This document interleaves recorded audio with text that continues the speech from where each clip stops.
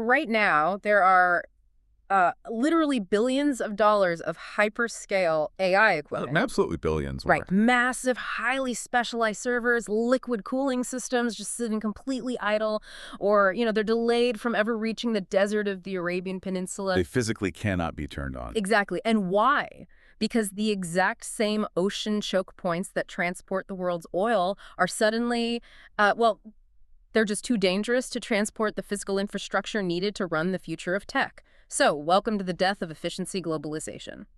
It really is a massive structural transformation. I mean, we are watching the entire premise of, frictionless, predictable global movement just shatter in real time. Which is exactly why today's deep dive is so critical. We are pulling our insights today from an incredibly timely strategic consultancy report. It was published literally today, May 27, 2026. Hot off the presses.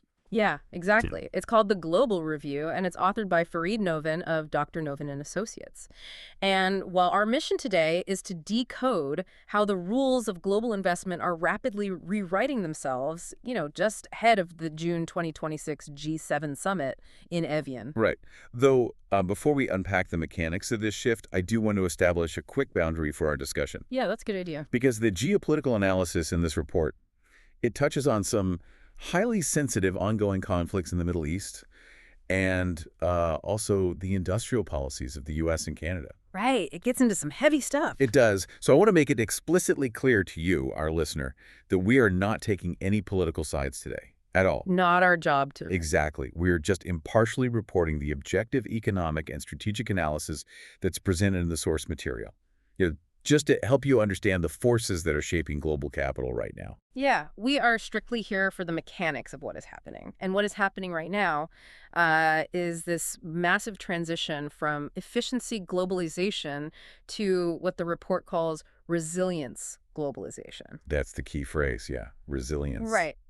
So think about it this way. For the last 40 years or so, global trade was like a perfectly tuned Formula One car. Oh, I like that analogy. Yeah, it was stripped down, built for maximum speed, absolute cost efficiency, but, a single pebble on the track could just completely wreck it. Right, the system was incredibly fragile. Exactly. And now, investors don't want the F1 car anymore. They are demanding, an armored off-road vehicle. That visual captures the mentality shift perfectly, I think. Capital is no longer just systematically hunting for the absolute cheapest factory floor in some far-off geography. They don't care about cheap anymore. Well, it's not that they don't care, but it's secondary. Right now, capital is hunting for a secure, long-term strategic ecosystem. Okay, let's unpack this, because honestly, this is where the macroeconomic logic confused me a bit when I was reading it. Oh, about the U.S. markets. Yeah. I mean, if freight rates are structurally elevated worldwide and energy prices are highly volatile. Which they definitely are. Right. And inflation remains this massive headache for literally everyone. Why is global capital still flowing disproportionately into the United States? Shouldn't all that, domestic inflation and high operating cost scare foreign direct investment away? It's a great question. And under the old paradigm, capital would absolutely flee those inflationary pressures, in search of cheaper operating environments. Right, like they always did. Exactly. Yeah. But the calculus has entirely changed. The United States is increasingly perceived not just as this large consumer market, but as the world's only really comprehensive strategic ecosystem. Okay, ecosystem. What does that mean in this context? It means it integrates things that virtually no other region on Earth can offer simultaneously. You mean things beyond just like Wall Street and Silicon Valley? Oh, far beyond that. Yeah. We are talking about domestic energy independence, really deep and liquid capital markets, advanced research universities. Semiconductor design leadership. Yes, that's huge. And crucially, the military capability to physically protect its own sea lanes. Oh, wow. Okay. Yeah, when you bundle all those attributes together, the inflationary environment in the U.S. doesn't actually repel capital. It just it redirects that capital into very specific insulated sectors. So the money isn't flowing into traditional maritime-dependent manufacturing facilities. No. They aren't building cheap plastic toy factories in Ohio. Exactly. It's aggressively moving into sectors that are shielded from all the chaos out on the oceans. Things like defense technology, cybersecurity, energy grids, and of course, artificial intelligence. That makes a lot of sense. The physical geography of capital accumulation is being entirely rewritten because, well, the physical geography of trade is literally under threat. That is the core dynamic right there. Which brings us directly to the physical reality driving this entire flight to safety. Because to understand why investors are seeking that armored off-road vehicle, you really have to look at the maritime choke points. The arteries of the global economy. Right. The report focuses heavily on what it calls the dual blockade. This persistent, simultaneous instability in both the Red Sea and the Strait of Hormuz. It's like the global economy's main arteries are just clogged. Yeah, so trade is desperately trying to grow new, longer capillaries just to survive. But I hear about these adaptations and workarounds, and I really want to challenge how realistic they actually are. Fair enough. Let's look at them. Well, the report outlines a few primary solutions the world is attempting right now, starting with the Cape of Good Hope route. Right, the big detour. Basically sending ships all the way down and around the southern tip of Africa just to avoid the Middle East entirely. But, I mean, how sustainable is that really? Well, we connect this to the bigger picture. It is functionally sustainable, but it is economically punishing. Because of the distance. Exactly. Rerouting around the Cape adds roughly 3,500 to 4,000 nautical miles to a standard journey. You're adding 10 to 14 transit days. Wow, 2 extra weeks. Yeah, and you are burning massively more fuel, requiring more crew time, and paying much higher insurance premiums. The physical goods still arrive eventually, but the structural cost of global shipping becomes permanently elevated. So it's essentially an inflationary workaround, which leads to the second major adaptation they talk about, which is the Oman land bridge. This one is fascinating. It is, but I have doubts. The idea here is that Gulf economies are pivoting to ports outside the Persian Gulf, like Sohar or Sulla, right? Unloading the cargo and then moving it overland across the Arabian Peninsula via rail and road. That's the plan. But realistically, I mean, a single massive container ship holds something like 20,000 of those steel boxes. You can't just slap those onto a few trains and trucks overnight. The math of a land bridge just doesn't scale to replace an ocean. Is this an actual solution or just like a geopolitical pipe dream? You're hitting on the exact friction point right there. It is incredibly inefficient compared to maritime shipping, and that's why it forces a massive physical transformation of the region itself. What do you mean? Well, the Arabian Peninsula is effectively trying to mutate from a maritime destination into a continental transit platform. When you unload thousands of containers at a port like Sohar, you aren't just dealing with cranes and trucks. You're dealing with the entire infrastructure behind it. Exactly. You are suddenly dealing with rail capacity limits. You're dealing with cross-border customs bureaucracies, massive warehousing shortages, and just, the simple reality of geography. It sounds like a total logistical nightmare. It is. And the report briefly mentions other overland attempts too, right? Like the international north-south transport corridor through Iran to Russia, or that development road project through Iraq and Turkey. Right, all trying to bypass the water. But they all face that exact same friction. You're basically trading the physical danger of the water for the massive bureaucratic friction on the land. And that friction dictates what is actually worth shipping anymore. Oh, interesting. How so? If you are moving low-margin goods, cheap consumer stuff, you are forced to endure those long, expensive ocean detours. You just eat the cost. But if you are moving highly sensitive, incredibly valuable goods, you abandon the surface of the earth entirely. Right. Which brings us to the most extreme workaround, air freight. Yes. Air freight is no longer viewed as just an emergency option for, delayed shipments. It's not just for FedExing a forgotten birthday present anymore? No, not at all. It is becoming a permanent premium requirement for the high-tech economy. For critical strategic technologies, defense electronics, medical systems, advanced semiconductors, time and security completely override the cost of transportation. So for you, the listener, this really explains why the economy might start to feel like it's living in two completely different realities right now. A literal bifurcation of the global supply chain. Exactly. The cost of your new smartphone or your laptop might entirely decouple from the cost of your groceries or basic hardware. Because they're taking completely different paths. Right. Your cutting-edge tech is flying first class over the conflict zones, totally insulated from the maritime chaos. Meanwhile, your everyday goods are stuck in a month-long traffic jam around the southern tip of Africa. It's wild to think about, but that's the reality. And if air freight is the only secure way to move goods, That completely alters what nations prioritize manufacturing in the first place. Because you aren't chartering massive cargo planes for cheap plastic toys. Exactly. You're chartering them for AI hardware. Which ties into what I think is honestly the most fascinating argument in this entire report. Artificial intelligence is not just software. It is an energy story. Yes.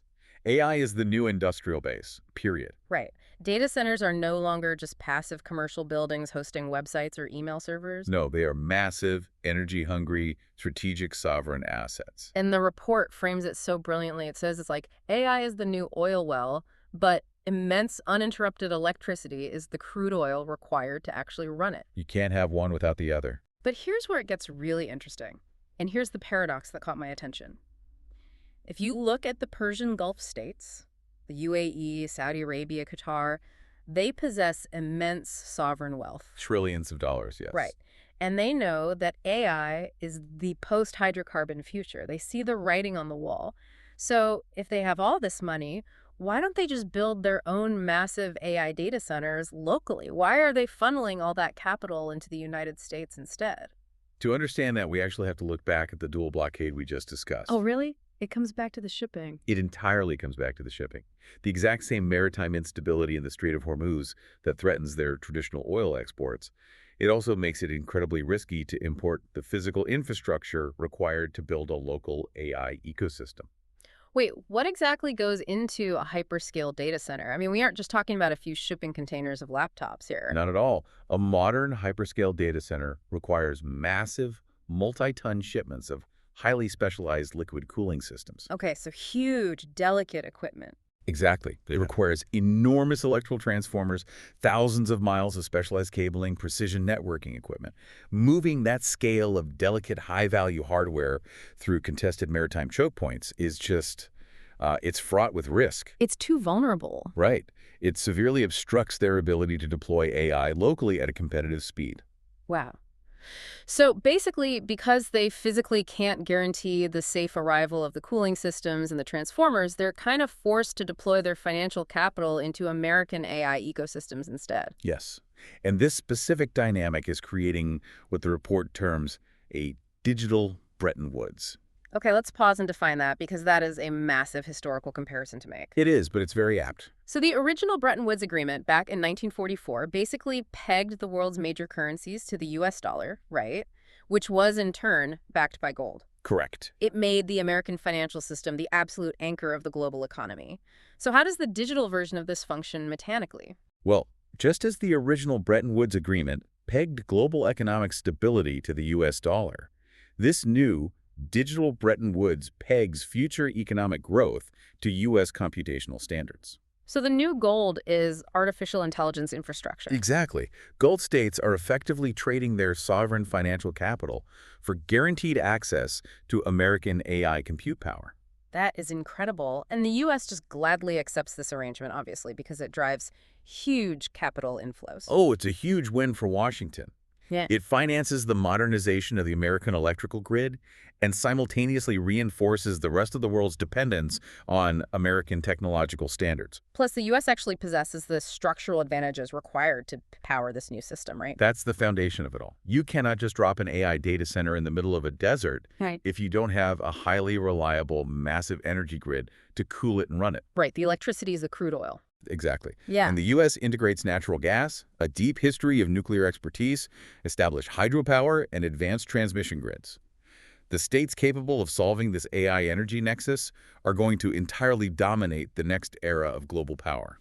Okay, so if the United States is becoming this undisputed, secure behemoth of AI, energy, and defense, you would naturally assume that Western allies are just falling in line. You'd think so, yes. Like, they must be looking at this landscape and deciding to just blindly follow Washington's lead for their own protection.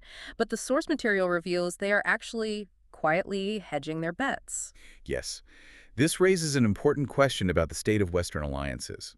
The assumption of unquestioned alliance loyalty is rapidly breaking down right now. And the report uses a very specific, literally breaking example from today, May 27, 2026, to illustrate this shift. Right, the Canadian procurement news. Yes. Canadian Prime Minister Mark Carney just announced negotiations to procure a new airborne surveillance platform for their military. But instead of buying established American systems from defense giants like Boeing or L3 Harris, Canada is choosing to go with Saab's globalized system. Which is European. Right, European tech, and it's going to be built on Canadian-manufactured Bombardier aircraft. It is a highly revealing decision, geopolitically speaking. It's almost less about a diplomatic breakup and more like a corporate IT strategy. How do you mean?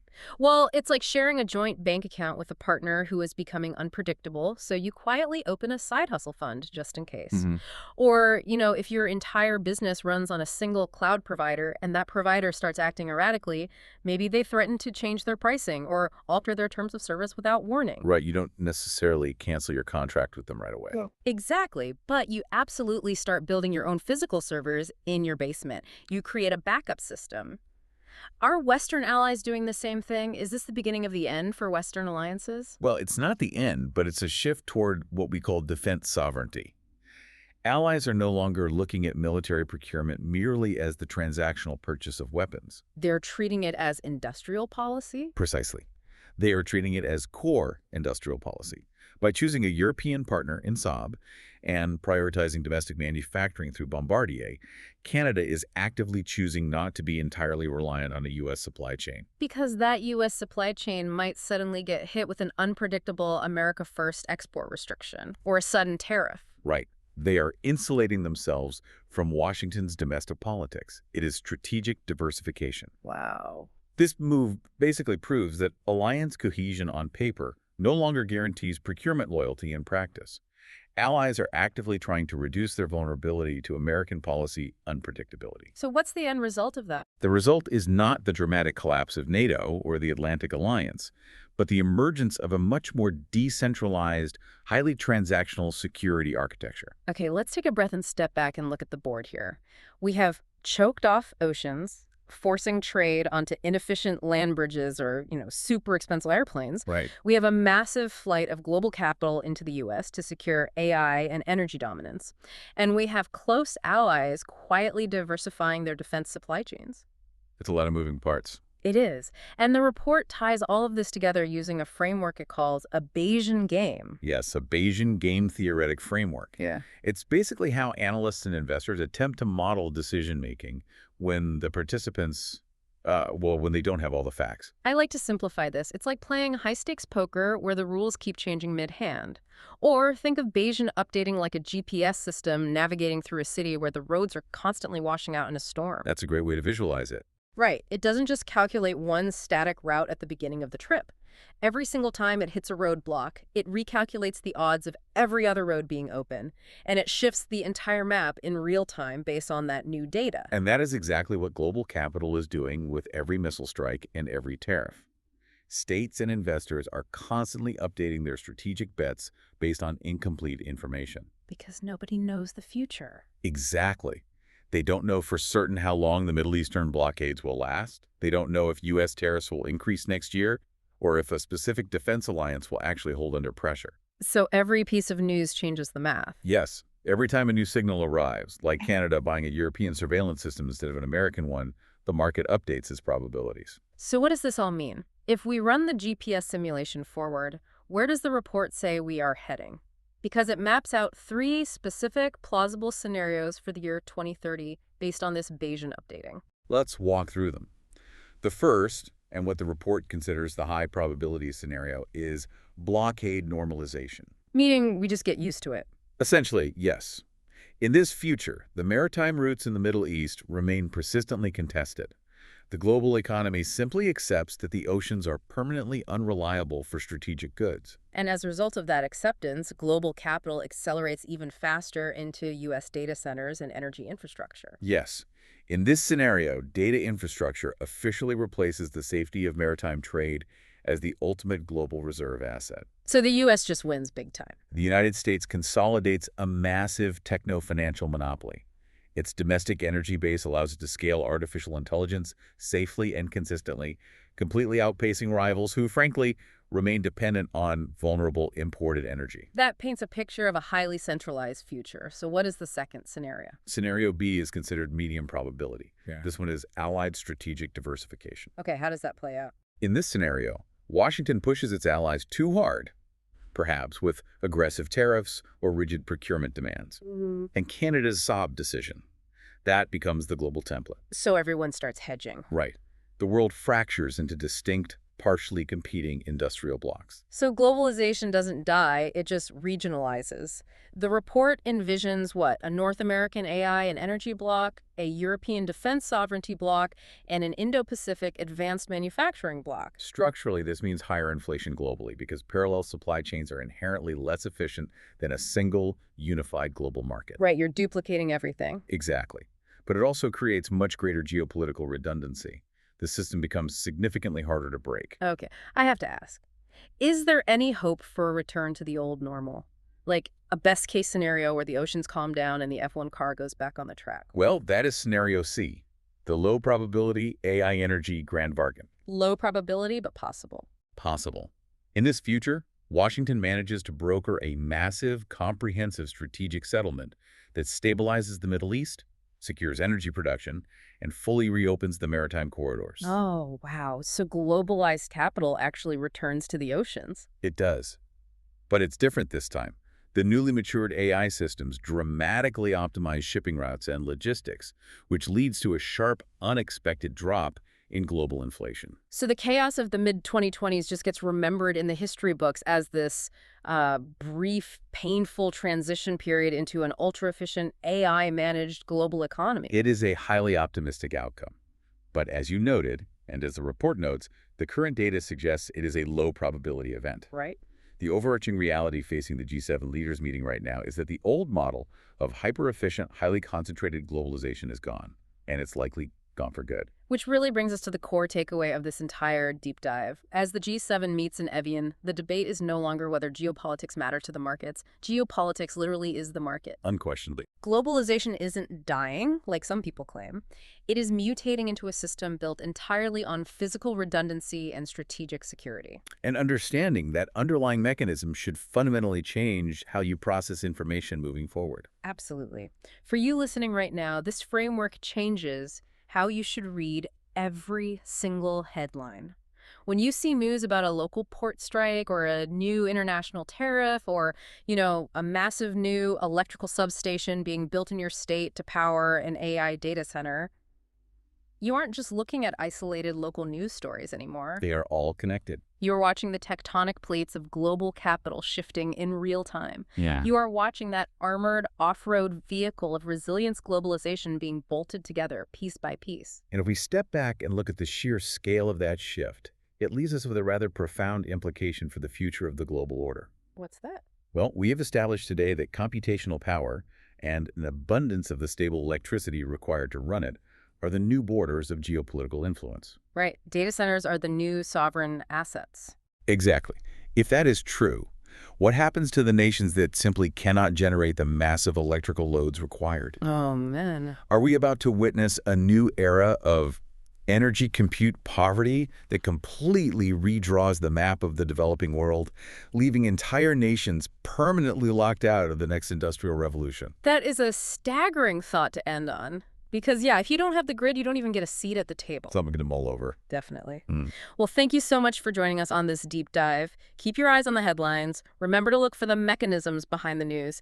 And we'll catch you next time as we continue to decode the forces shaping our world.